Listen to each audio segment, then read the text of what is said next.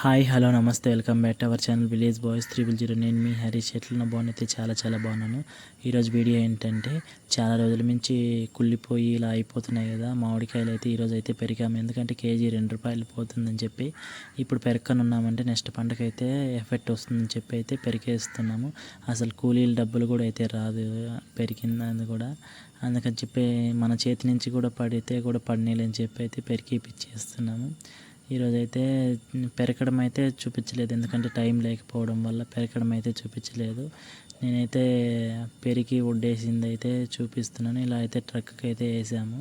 ఇలా ట్రక్కి అయితే వేసిన తర్వాత అయితే చాలామంది అయితే కూలోళ్ళు అయితే వచ్చారు. దాంట్లో కొంతమంది అయితే కనపడారు, కొంతమంది అయితే కనపలేదు.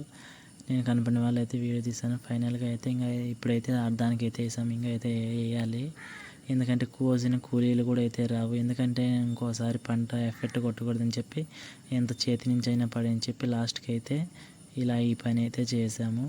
మీ విలేజ్లో కూడా మీ సైడ్ కూడా ఇలాంటివి ఒకసారి మీ కామెంట్ సెక్షన్లో కామెంట్ చేయండి.